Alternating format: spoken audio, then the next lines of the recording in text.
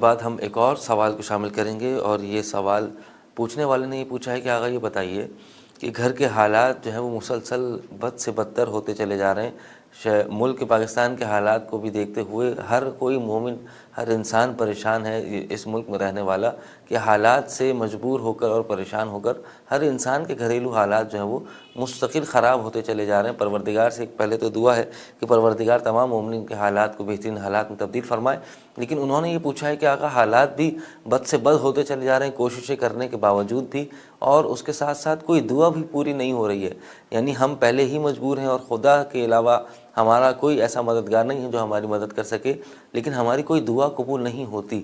تو ایسی کیا صورتحال ہو سکتی ہے، کیا وجوہات ہو سکتی ہیں کہ جن کی وجہ سے ہماری دعائیں قبول نہیں ہوتی یا ہمیں ان کے اثرات نظر نہیں آتے، اور دعا کی قبولیت کی وجوہات بھی بیان فرمائیے گا کہ کن کن طریقہ کار سے دعا کی جائے تو دعا شرف قبولیت کو پا جاتی ہے۔ جی آقا صاحب۔ یہ بہت مفصل موضوع ہے۔ یعنی دعا کا قبول ہونا یہ کوئی معمولی فضیلت یا اعزاز نہیں ہے۔ ائمہ معصومین کی طرف یہ اس طرح کے جملے منسوب ہیں، انا مستجاب الدعوہ، میں وہ ہوں کہ جس کی دعا قبول ہوتی ہے۔ دعا کا قبول ہونا یہ بہت بڑا مقام ہے۔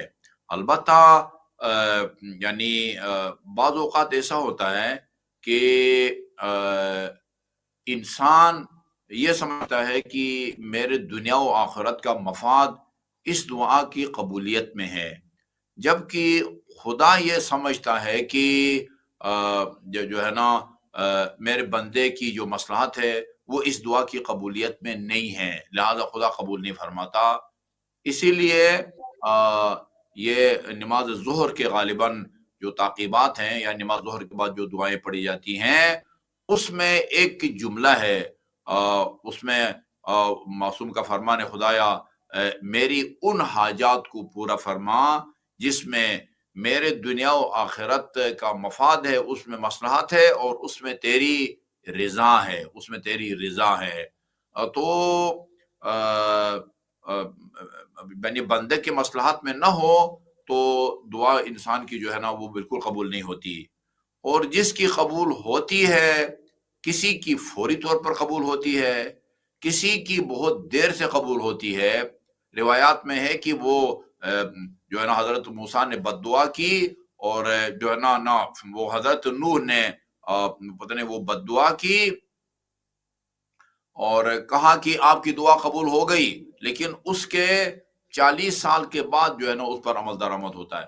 بعض اوقات اس دنیا میں انسان کی دعا قبول نہیں ہوتی ہے، اور جتنی بھی دعا انسان مانگتا ہے ان سب کا اجر اور ثواب روز قیامت ملتا ہے۔ دعا جو ہے نا وہ یعنی ہر حالت میں اس کی برکتیں ہیں، دنیا میں قبول ہو یا نہ ہو۔ اور پھر یہ ایک دعا کے قبول نہ ہونے کی بہت سارے اسباب ہیں۔ دعائے کمیل میں یہ جملہ ہم پڑھتے ہیں امیر المومنین کا، اللہم اغفر لی الذنوب التی تحبس الدعاء، خدایا میرے ان گناہوں کو بخش دے جس کی وجہ سے میری دعا قبول نہیں ہوتی ہے۔ بہت سارے گناہ ایسے ہوتے ہیں انسان سے سرزد ہوتے ہیں کہ اس کی وجہ سے انسان کی دعا قبول نہیں ہوتی۔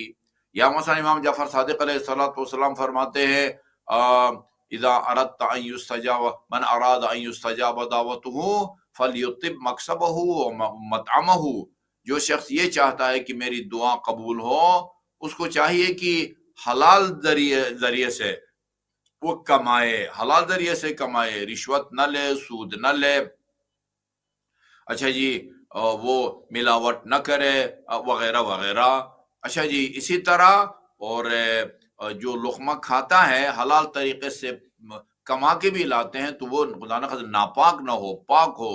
نجس لقمہ یا حرام لقمہ انسان کے بدن میں چلا جائے، صادق آل محمد کے فرمان کے مطابق انسان کی دعا قبول نہیں ہوتی۔ تو یہ ایک بہت مفصل چیپٹر ہے۔ اصول کافی کے اندر 2 باب ہیں، باب من یستجاب دعوتہ، بتایا گیا ہے کہ کن کن لوگوں کی دعا قبول ہوتی ہے، وہ باب من لا یستجاب دعوتہ، اور ان لوگوں کو بھی بیان کیا گیا ہے جن کی دعا قبول نہیں ہوتی۔ تو یہ ایک مفصل بحث ہے جس کا میں نے آپ کی خدمت میں خلاصہ پیش کیا ہے۔